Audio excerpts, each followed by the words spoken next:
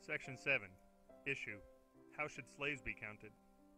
The Great Compromise kept the framers working together, but having agreed to base representation in one house of Congress on state population, they faced a new and difficult question.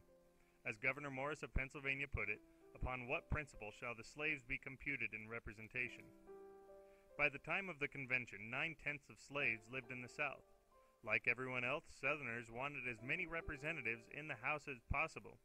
They argued that the slaves should be counted the same as any other people in determining representation. Delegates from the North challenged this idea.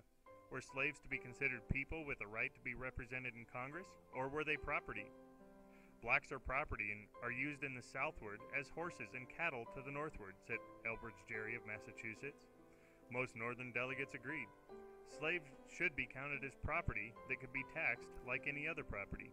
If slaves were to be counted as people in determining representation in Congress, said Morris, then make them citizens and let them vote. This argument signaled a growing division over slavery among white Americans. As you read in Chapter 7, the Declaration of Independence and the Revolutionary War faced many whites to re-examine their views on slavery. Some became active, trying to end what they now saw as a great evil. Benjamin Franklin, for example, became president of an anti-slavery society in 1787. In the North, this new thinking led one state after another to pass laws ending slavery. Although many Southerners were uneasy about slavery, they were not yet ready to abolish it.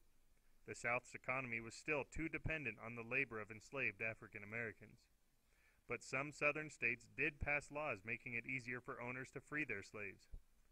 The question facing the framers was how far they could take this new thinking in a nation that was becoming half free and half slave.